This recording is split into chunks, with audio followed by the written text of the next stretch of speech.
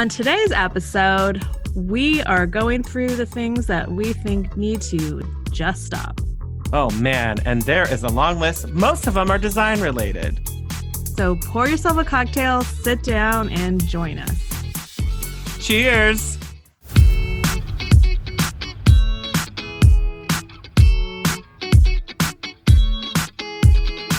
Hi, I'm Rebecca of Studio Plum. And I'm Shaun of Renstead Interiors. We're interior designers Turned internet friends. turned real life friends. Welcome to the Hot Young Designers Club podcast. We're not that hot. Or that young. Every week, we'll be spilling the tea on how a new generation of interior designers can run their businesses. Welcome to the club. Hey, Shaun. What's up, Rebecca? So I think we should just say hello and do something we haven't done in a while. We haven't done a fizzle and a sizzle in, it seems like, forevers. Yes, and we need to be celebrating some of the things and also just like get it off our chest about some of the other stuff. My fizzle is, it is legit like having a toddler in my house taking care of my dad. Welcome to motherhood. You can't not worry about somebody. You love people, you worry about them, you want to make sure they're okay, you want to make sure they're happy, you want to make sure that they have what they need, that they're healthy. And so it's like, even when I'm working, I want to check and I want to make sure he's good and that he has what he needs and that he's not unhappy and that he's like being safe because he's, walking around and getting more mobile.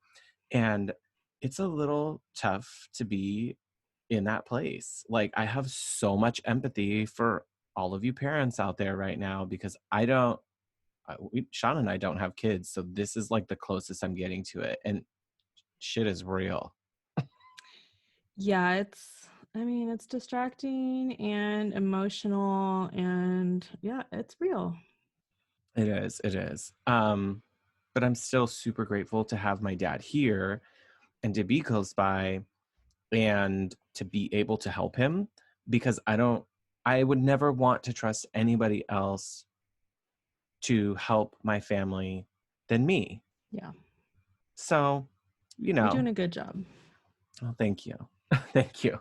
But on the flip side of that, my sizzle is that I got an email over the weekend from the contractor for one of my projects that we had really just started talking about it, like at the end of January, early February, before we knew the world was coming to a close.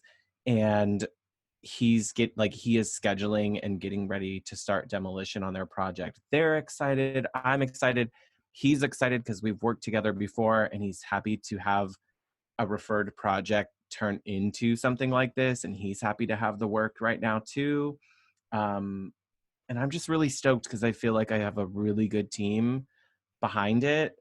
And I'm not stressed about the work quality, the time, anything. I'm just really happy for them to get this beautiful project underway.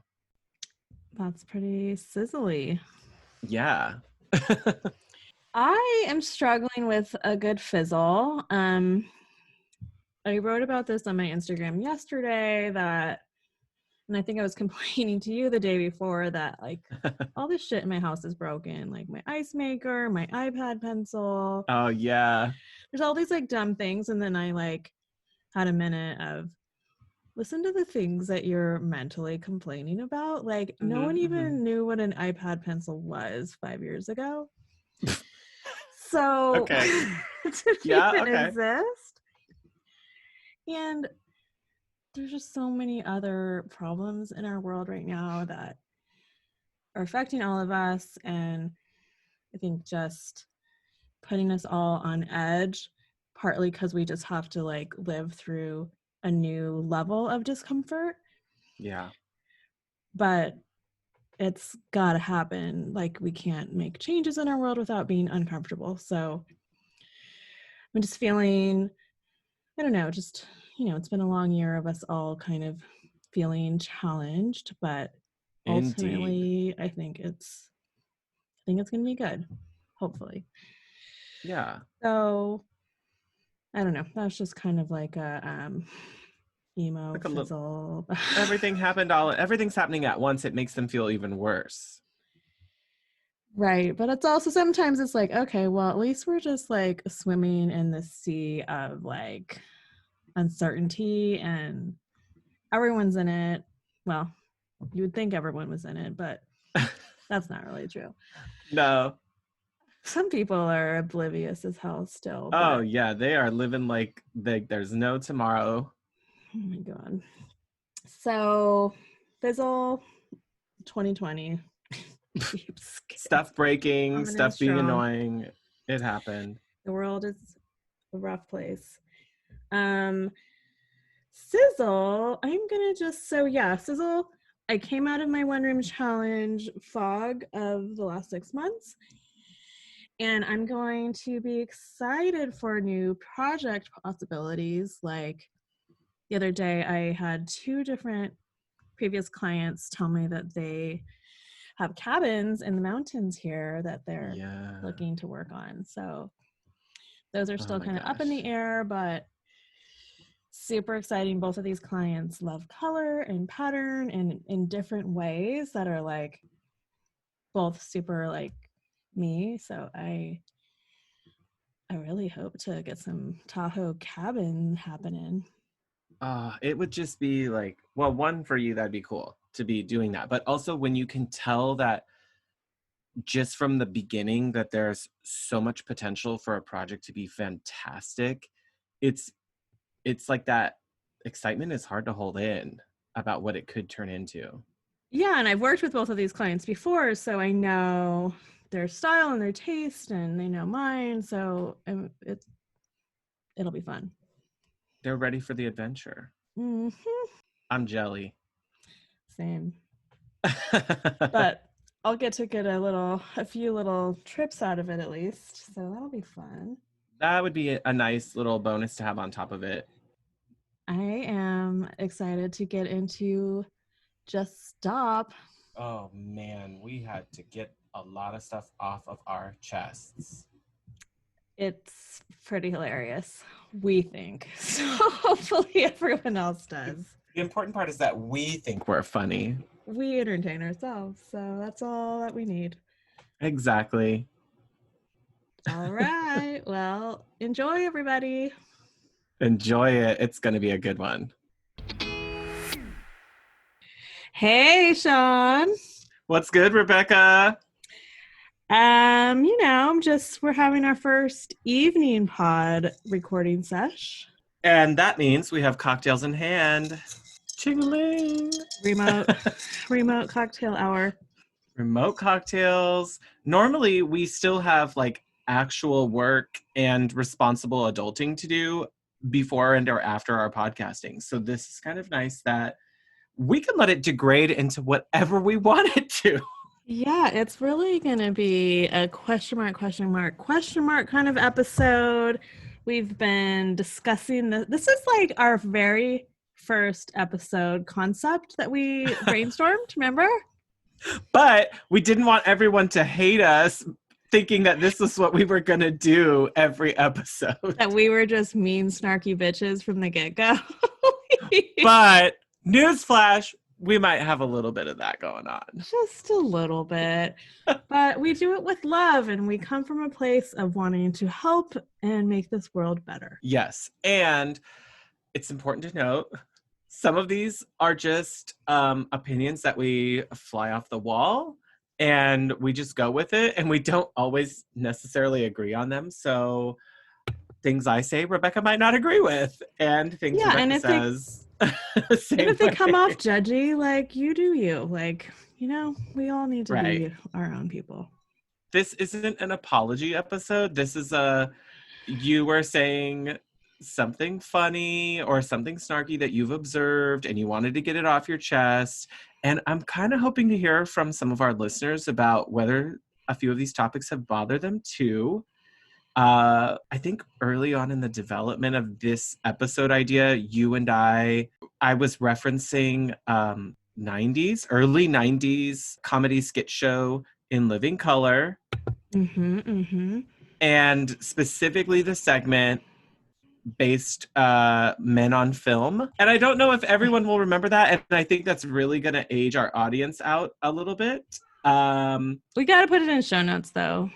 We can add a few YouTube highlights of it, but it had Damon Wayans and David Allen Greer commenting on aspects of pop culture, movies, art, TV. Their character names were Blaine Edwards and Antoine Merriweather. And it was really over the top, really campy, but hilarious. And they would move on from topic to topic very quickly. And that's kind of our premise, our inspo. Yeah, that's sort of like the brainchild of the whole episode that we have called Just Stop. Just stop.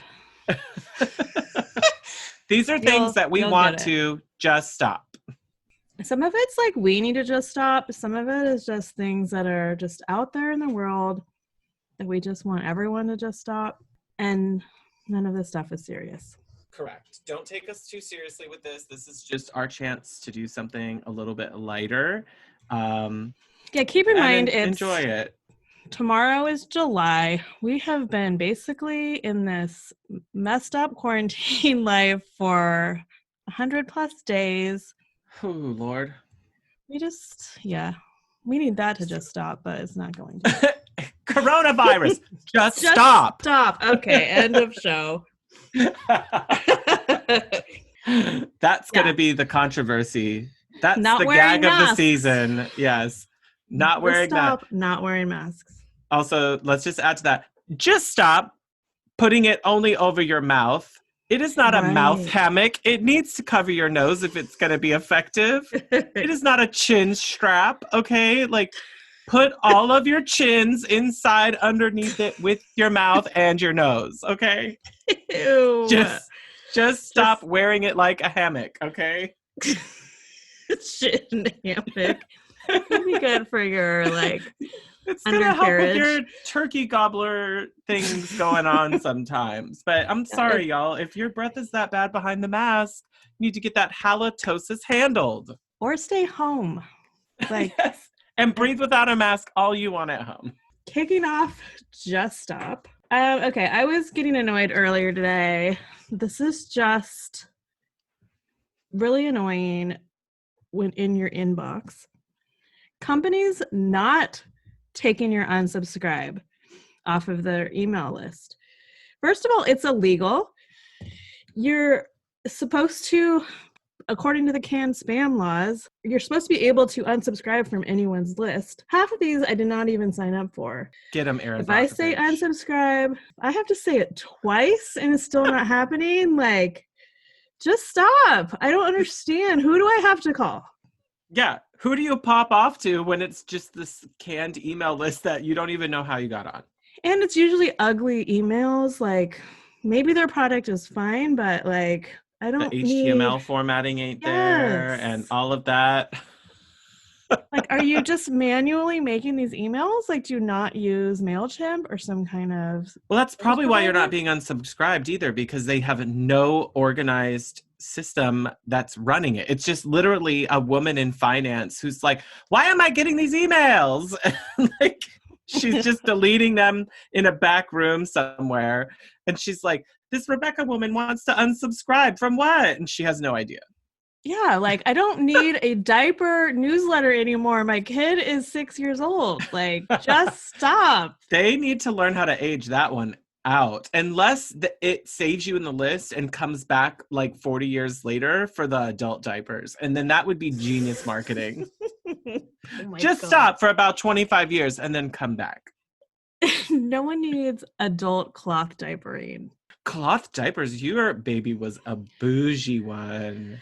Oh, no, this was when I was pregnant and thought maybe I was going to be that mom. Oh, no, we're not. Day we can't two, all be Jessica Alba, honest brand.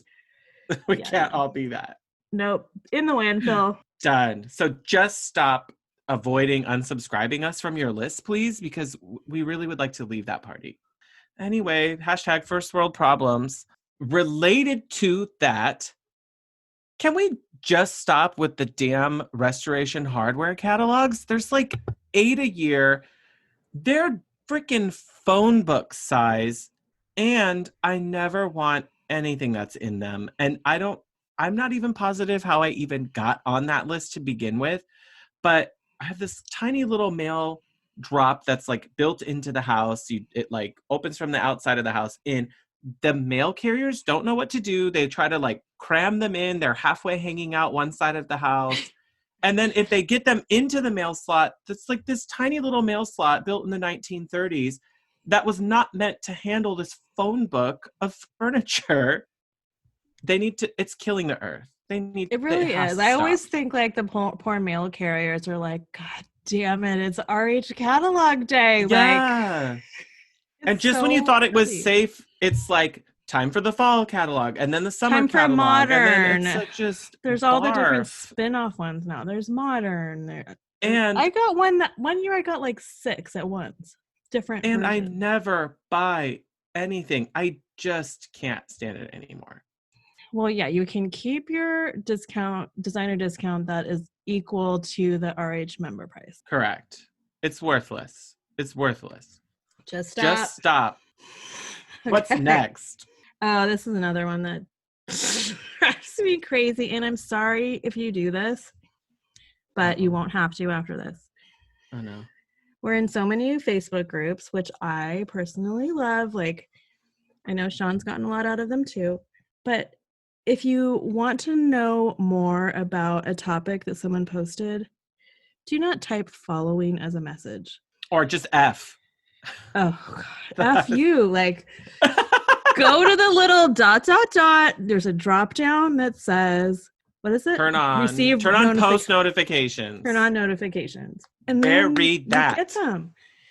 So then the poor poster doesn't think, like, oh, I got some responses to my question. Like, you guys, what should I do about this clause in my contract? Like, how do you guys handle this? And then someone's like, following. It's like, not helpful. Not helping the original poster. They are there to get advice from their design community. And if you want to just give a you go girl, like if it's something that you want to give support to, do that. But yeah, the following thing, like Facebook solved for that about 10 years ago. Let's get with the program, folks. Back when Facebook was cool still, they already fixed that problem. So no more commenting following. You're cooler than that. Just hit the 3 dots, turn on the post notifications, and then get this newsflash. When you are done with that post thread and you don't want to get notifications anymore, you hit the dots again, you can turn them off. Psh, mind blown. Or if you're in these like crazy mom groups like I am, and you want to see where this tirade of a post is going to fall off the rails, because... Ooh, that's where you get the popcorn. I can't wait to see how this turns you out. Open it up, you're like, 376 comments, turn on notifications. I'm stuck here the rest of the weekend. Or you better screenshot that shit before it gets deleted.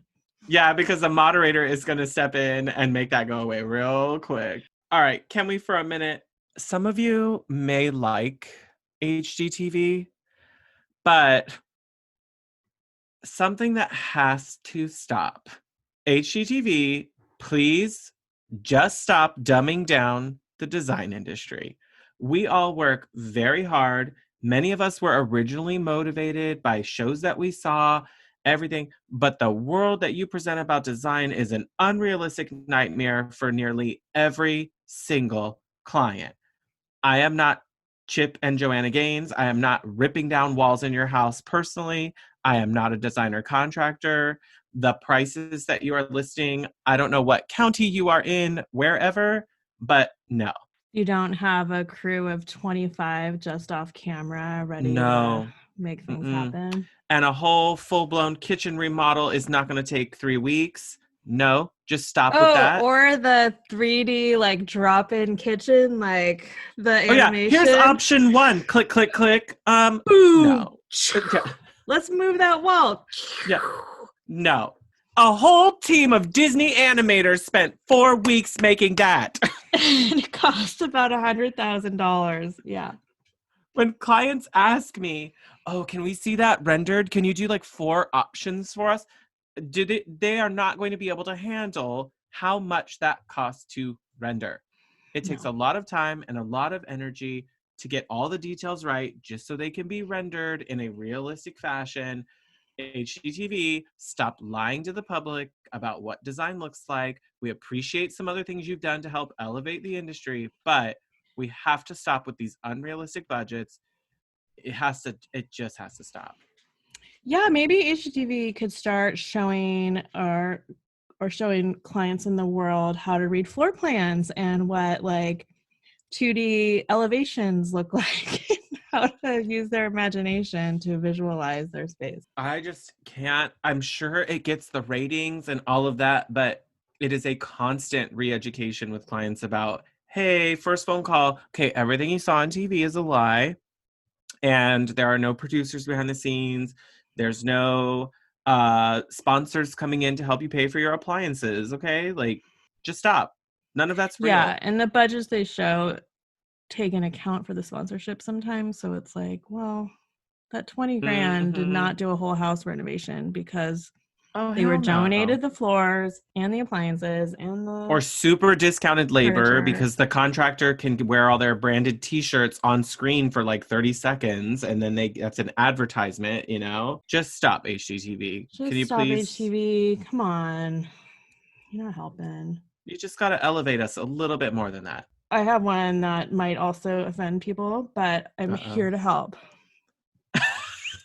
Okay. So, my business name is Studio Plum. My Correct. website, my website domain is www.studioplum.com. Truth. My email is not studioplum@gmail.com. My Yes. email address is rebecca@studioplum.com. I applied my domain to my email so I look like a professional business. If you That if you own your website domain, you can get an email address with that domain on it. for no price, for no extra cost. Boom. Yeah, drop the Yahoo business, please. For the love of God, do not have a Hotmail. Hotmail. I I have would friends. immediately if I saw a designer who was like design blah blah blah designer at AOL.com, I'd be like, oh nope, they are so far No. back in the history books now. Like their portfolio is not going to be up to date. I don't even want to see them. Now, that doesn't mean you might not know what you're doing, but it is time to get with it. A branded email says we have our crap together. Yeah, and it There's just free looks. tutorials online, like literally, guys. Oh, here's a just start. Just start Googling right now how to use your website domain if you already own it to link an email to it. And your host. So the easiest way to do it, there's 2 ways of doing it, just real quick. Your host provider can do it. So I just did this with SiteGround for our podcast. Yes. Or if you pay for Google Apps, Google Business, they change the name of it all the time. But if you have like a paid business Google Drive, you can just transfer it right on there. Super Correct. And easy to do. you can auto forward. If you've been using another email, you can set up forwarding in most servers to feed into your new branded email so you don't lose people while you're transferring over until you get all your contacts up to date. Yeah, you can Promise. keep using Gmail, but you'll be coming from a more professional email address. Yes. And trust vendors, suppliers, other industry professionals it does make just that little difference of like, oh, they're legit. They got their stuff together. They know what they're doing. And then we're all just faking it sometimes, but that just helps add that little layer of professional polish. Especially when you're dealing with snarky millennials. I Oh, happen to be a yeah. snarky Gen Xer, but it's I'm basically a millennial, you're a but I mean, millennial. yeah. I'm also snarky, but whatever. That's neither here nor there. Okay, so just stop. Get your domain tightened up. You got this. You can do it. Yes, I promise you guys, it's possible. This one, again, some of y'all are not going to like this. Just stop with the damn fake plants and the damn photo shoots. Can we please? I recognize that there is a time and a place for fake plants, but your photo shoot is not one of them. You're always screen capturing it and like calling them out. Like, and I'm like always sending them to Rebecca. Oh, Eames. He just wants it to stop. Just stop, you guys. He hates fake plants. The fake plants bother me because they look so damn fake on film or on camera when they're captured. In person, you might go, oh, that looks great, or it blends in okay because the natural light in a room or whatever. But a silk plant, an artificial plant, none of it is going to photograph right. And I get it. Not all your clients can keep plants alive. Totally understand. Not all your clients live in their homes full time. They may have a vacation home. Okay. That's when the artificial plants make sense. However, in a shoot, can you guys just bring some plants from your house or pick up the $5 fern from Home Depot and just trust me, it makes such a huge impact to have some actual living plants and flowers in a house. Pop a fiddle leaf fig in the trunk of your car, do something, but keep some stuff in your house in little pots or whatever. I mean, well, a lot I of don't like want to, exotic just plant stop. nurseries will loan them to you too. Yeah, you can set up like a memoing just like we would do for if you're going to try a piece of furniture or a vintage item in a client's house. If you set up with your local nursery and just say, I like to use stuff for shoots, I can set up a checkout program. It's usually going to be a small business. They'll work with you on borrowing some stuff and just plop that plant in its nursery plastic, black, whatever, 5-gallon size. Pop that inside a basket, that shit, put some loose moss on top of that. It looks like it was planted already. And then when you're done, unravel that, pop it back, give it back to your nursery. And it Done. could like fill a corner like nobody's business. Like it's less styling overall. And I get it. I see all levels of designers with the fake plants, but every time I see them, I cringe. I'm not in love with the look. I don't know where the girl's going. And it may make sense for the client, but for your shoots, oh my God, please. I think I have a fake plant in my last one room challenge from last year. Oh, I'm going to spot it. Ooh, I'm going to see if we can find it. It's going to be like Highlights magazine. I just want you guys to, it really, I know you're probably thinking, oh, you can't tell. You can. Shaun can. Everyone's being nice to you. You can. Also, most of the people that can't discern a fake plant also can't discern a real plant. And I'm not trying to be shady. It's just like chances are they're not a plant person anyway if they really don't know the difference. But it elevates your shoots. It does make a difference. You can tell. Just you can tell on the invest in a few underside pieces. that the leaf is the same exact color as the top. When it has the uniform veins running through every single leaf. There's no and also just stop. Do not take an up close vignette shot of a fake plant. Okay. Oh my God. What if they're fake flowers? Do not. If you want to say, oh my God, but I just can't. I love the fake plants and forget what Shaun says. Okay, that's fine. Please do not take the detail shots with those. Leave them the zoomed out shot where you go, maybe that's a real olive tree. Maybe that's a real fiddle leaf fig tree. Or like a really shallow depth of field where you just see like blurry green. Right. Oh, that could be green in the background, or there's a little peak coming in the corner. Okay, fine. I will give you that. But please just stop with the vignette shots where they're up close and you can see the shiny plastic. Can I just like tack on a quick just stop to your photo shoots? Yes. Guys, I know sometimes like we're still taking photos with our phones and that is totally fine. Gotta turn off the lights. Oh my God, yes. Just stop with the artificial light. It seems counterintuitive, but I promise everything will look better if you turn the lights off. Yes. Especially if you want it to be a finished version of the photo. If you happen to be in a client space or wherever, and it's in the evening, you're doing a site walkthrough, and it's not the finished photo that you're going to leave out there for the I'm just universe, talking about okay, anything for fine. But like, Instagram. yeah, Finished if or you want not, it, but like if you want to post it on Instagram, you cannot have the lights on unless you're specifically like trying to calling show out the what the lighting. light looks like. Like I just recently Agreed. did this. So Yeah, it's hard with night shots.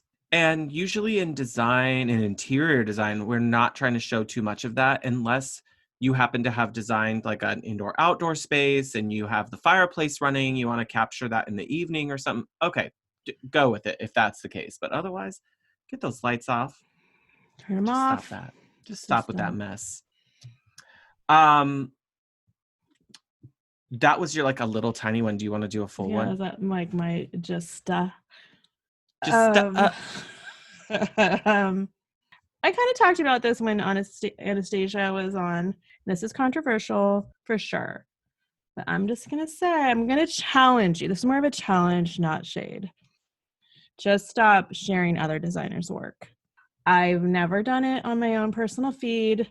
I do it in stories. Just did it tonight, for example. mm-hmm. But posting other designers' designs on your feed, it's just Misleading, misleading. Thank you. deceptive. Because if someone's just, like scrolling through, like they're not always stopping to read. So they'll just think like, oh, wow, this person does these really amazing rooms. And maybe you do, but unless you stop and really just read every single aspect, I don't think it's most people read misleading. the captions like They ever. don't.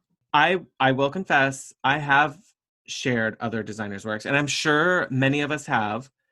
And Especially in the there was beginning a when you don't have your own photos. Like, I totally get it. and there was a time where I started to realize, oh, this doesn't work anymore. Like I I love some of these other designers, but I'd rather just share their work in stories now and call them out, there and give them shout outs and share their project, or if it gets picked up by a media outlet, to share it there again so my followers can find it. um but it does really start to feel like those designers aren't really getting like their due, if because people are skipping over the part where the real designer is tagged or mentioned in the comments, or neither, and it's just feels shady. Coattailsy. I think like the difference too, because it's tricky because I actually like it when bigger accounts share my work because it helps bump my followers. For So I sure. think the If you're a question big is, follower. yeah, I think the intent is the biggest question to ask. So are you sharing this work to get something for yourself, or are you sharing it to give something to your followers or that work you're sharing? Yeah. And it's kind So of a once, subjective part that everyone has to answer when they're getting ready to post it. right, and when you become Amber Interiors or Studio McGee and you have 1 million followers, then they're giving those boosts. Yeah, that really helps a smaller designer to be able to like get some additional followers, potential clients And it becomes from like an those act of accounts. generosity versus if you have 100 followers and you're sharing Amber Interior's photo, she's not getting anything from that. No, no. And no one who was following me is going to end up being her customer anyway. I mean, realistically. I mean, I get some accounts are kind of like tumblers, right? Like they're meant to Yes. just be curated. So I guess that's just back to the intent. If you're trying to get clients and showcase portfolio, then it feels weird. Do some of your stuff, style some things for friends, style vignettes in your house. I But mean, maybe most of maybe my just shots are it's my probably time house to right just now, stop that. Yeah. I have so much stuff I've done that will never see the light of day or be photographed. so So it's okay much. to keep sharing some of the same stuff and sharing new ideas, new things in the background, stories about how they came to be. Stories about your And then life, stories about yourself. Like, I think you can still make it interesting even if you keep sharing the same corner of your living room. Like, it's all help about what you're clients connect with saying. you. Yes. Just stop sharing other designers' work. just try to stop. I'm going to say just try to stop. And You're let me just nice add about one more it. thing. If you are going to do it, definitely make sure you do your due diligence. You know who that designer is and a photographer. Girl, yeah, you better hope they ain't gonna try to pull a licensing agreement problem on you and get you to cease and desist. I mean, someone spent thousands of dollars getting that Photo room shoots are done expensive, and photo y'all. Do shoot. not, yes. Oh, related to that, as you prepare for your photo shoots, y'all need to just stop doing things that are going to get you in trouble here, like hanging the artwork for the client. I'm not going to call it anybody who did, but at one point, there was a designer who said that she hung the art for a client for a project with her husband. It's not any of us, but she I put got this it. up.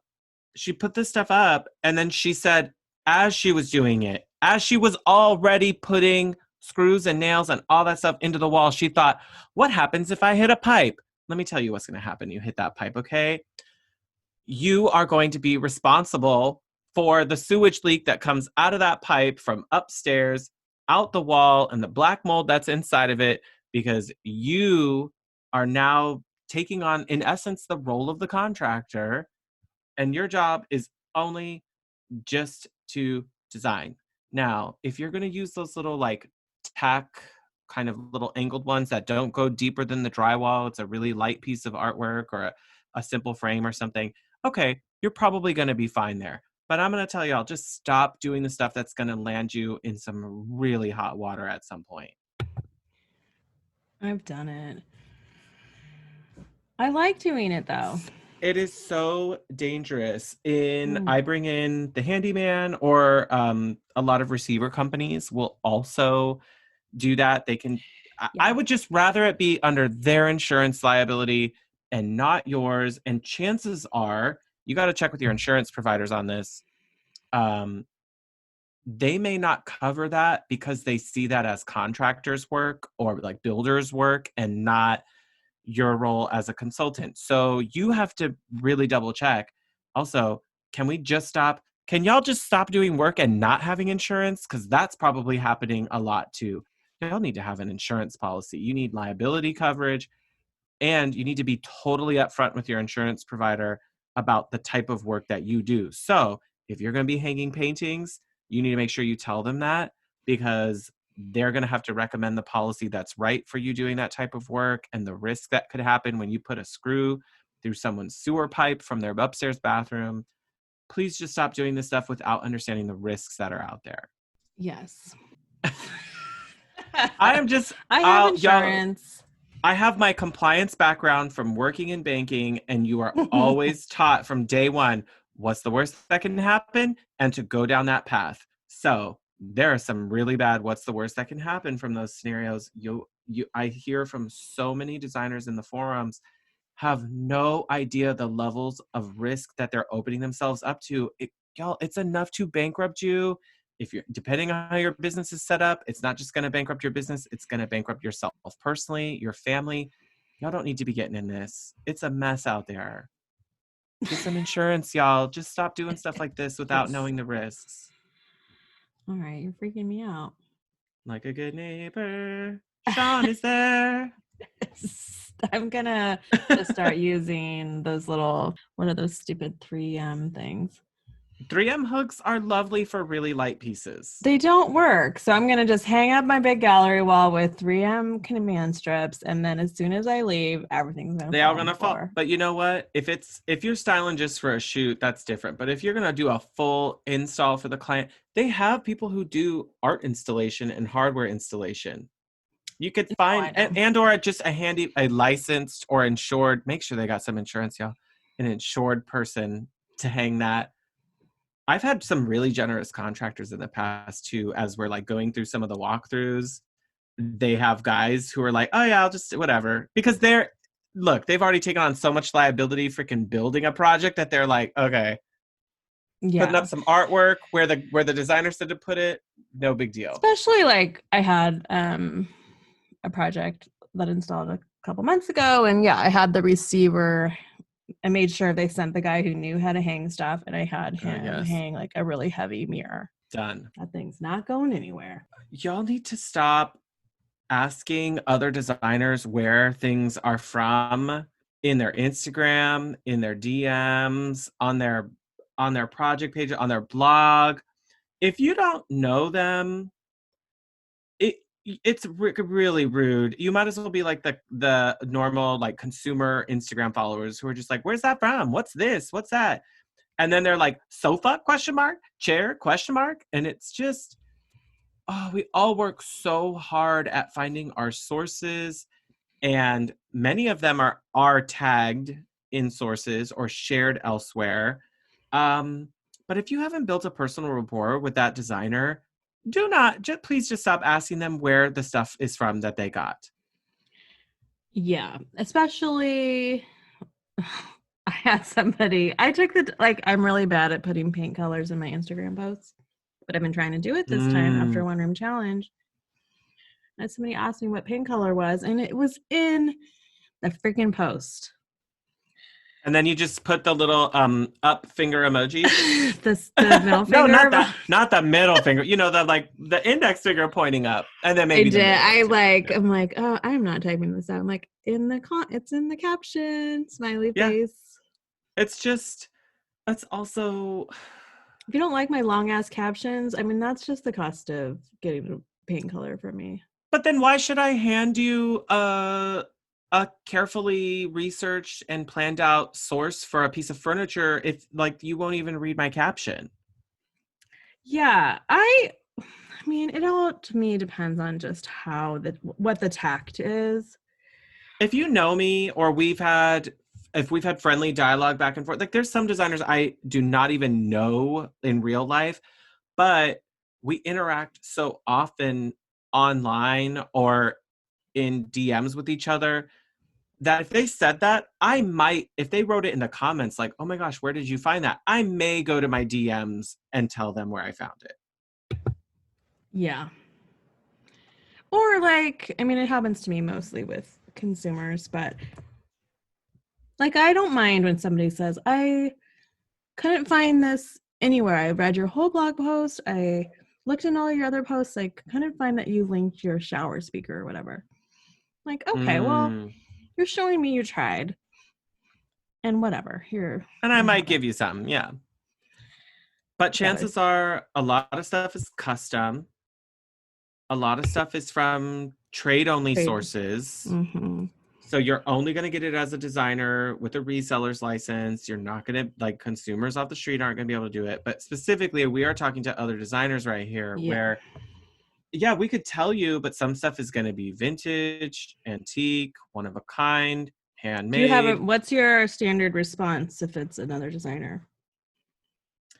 I'm going to be real with you. I kind of don't acknowledge some of those. Pass. If you've never had the wherewithal to try to talk to me as another human being on another side of a screen, I feel very little accountability to you when you just send out, like, where's that table from? Like, why? Why would I reply to that? Sometimes I'm a bitch and I just, like, I hit the little heart so they know I saw it, but I don't say anything. Acknowledged and denied. Denied. Because in truth, if they really wanted to talk to me, they could come correct. They could go in my DM, say, hi, howdy, what's up? I love that project. I've been looking at something very similar. Can you help me find out where you got that? That would be really lovely if we could just treat each other like human beings. You know, I gotta give it to Shavonda Gardner because I feel like she's out there training the internet on how to be polite in DMs. I mean, yeah. It's working. Like, I think we have a lot of overlap in our followers, but mine and her, like, yeah, you guys are both in Sacramento area. Yeah, and we both have like colorful styles. But yeah, you guys like to play with like pattern, color, movement. I can see when they're like, hi there. Like Shavonda like insists that you greet her, which is just awesome. She has a whole thing about it. And she corrects people when they're oh like, yeah, where's that she table from? trains And them. she's like, well, first of all, hello. Yeah, it's great. She's And amazing. secondly, like she calls people on it. So in Because it general, I is think, rude. Because she's like, "This is my house. You don't just walk into my home and start asking where my shit's from without yeah, even saying hello." we owe a lot of like manners Yeah, to it's each other manners. online, but as designers especially, can we just come correct? Respect. Just stop jumping right in like, where's that table from? Where's this from? Where's that from? I know we're all going to have to go through a learning curve of finding and developing sources, but that's part of why we started creating this Hot Young Designers Club community, was because if you start a rapport and you genuinely want to learn and hear advice and not just pull resources from other designers, it's it's valuable to be part of this community, because the hope would be that if we can share some resources with all of you, then at some point you have some resources or guidance or advice or broader perspective to share back to us and the Mm-hmm. community. So it's about that reciprocation of the process. And some of our other guests have shared that in their episodes, that if they feel like there's this sense of reciprocity and that other designers are going to be helpful in some way, that they are more than willing to open up the books wide and share anything that they think can help within the community. Yeah, I mean, it's just all about that RESPECT. Yes. And you're going to find out what it does for me. Or what it doesn't. Double tap. Where's Yeah. that from? Double tap. That's What? all you get. You just Yeah. get the All right. double tap. I'm going to give you the little heart, bloop, but no reply. One like, no replies.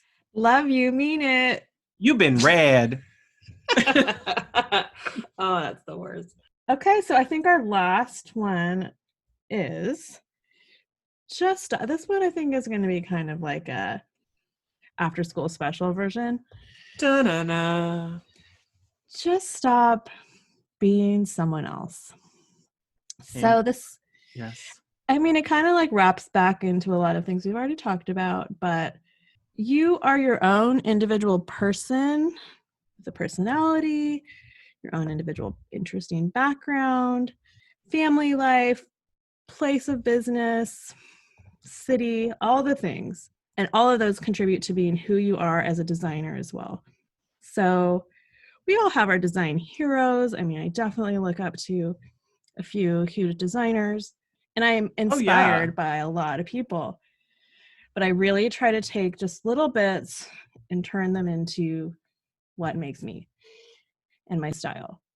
And it's taken time. I'm still developing that, but Oh, it's always evolving too. yes. So just stop being someone else. Just stop being trying to be other designers. Yeah, we don't need to be clones of each other out there. Like, there's so much that makes each of our perspectives and thoughts and design philosophies valuable. Um, there's a little stuff that we all have that makes us different. Like, I know quite a few designers who freaking hate the pillow chop. They do not want you to karate chop the top of the pillow. They hate it. They don't like styling that way. It's just a thing. That's Those little idiosyncrasies become part of who you are as a designer. Own that and don't just copy what you think other people want to see or want to hear.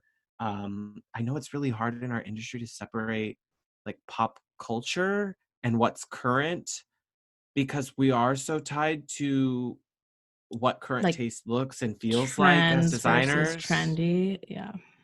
And I think some of that is carrying over into I'm really inspired by this designer, so I'm going to like model myself after them, when in reality it's not the same level of success. You don't want to eat the crumbs from that other person. You You're want also to make your own. you're diluting their value. So Hmm. it's like once something's good, if it gets knocked off overseas, then it's not as good anymore. And then that Oh my original God, yeah. thing shifts and looks different. So yeah, I think Yeah, most sequels aren't really great in the franchise. So yeah, really never. But you guys are good enough and you're smart enough, and gosh darn it, people like you. And there's so many ideas, and there's so many new ideas, and we're all influenced by each other. It's impossible not to be, but just do it your own way. Take risks. Like, you don't always know if something's going to work out, but it's more fun. It is. So gosh darn it, just stop being someone else and just be you. Just be you, because we like you like that. Because if you're listening and you made it this far, we got something in common. I mean, authenticity is so overused, but it's never like overdone. You know what my mom always said? If you don't have nothing nice to say, come and sit by me. Oh my God, you're the second person who said that to me today. That's amazing.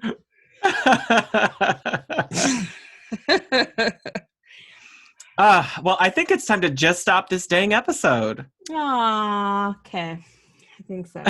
Thanks, Rebecca. Shaun, I'm glad we got to do this. And this was supposed to be our live together, same room. We were planning on being in person, but you know, COVID won't just stop. So many things won't stop. 2020 just won't stop. 2020 just will not stop, y'all. We are only halfway through. We are here for you. We hope that you got a little laugh out of today's episode. And if you have any just stops that you would like to share, there's so many more. There's got to be. Please write some in. Go to our website.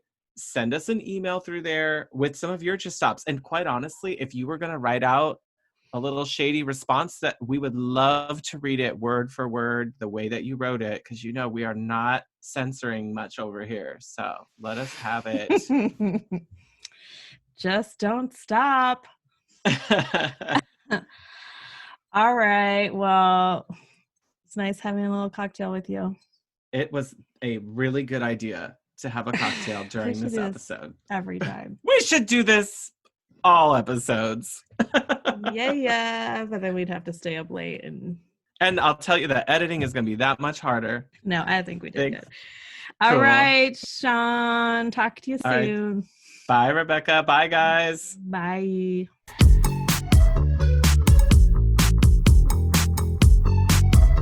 Thanks for joining this meeting of the Hot Young Designers Club podcast. If you liked what you heard, please subscribe and leave us a review on Apple Podcasts. Check out the show notes there for links to things we talked about today. We are keeping the conversation going on Instagram, so don't forget to like, comment, and follow at Hot Young Designers Club.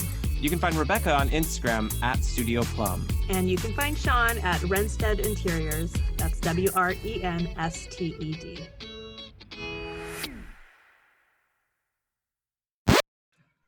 A rubber straw, so I don't have any clinkety clinks.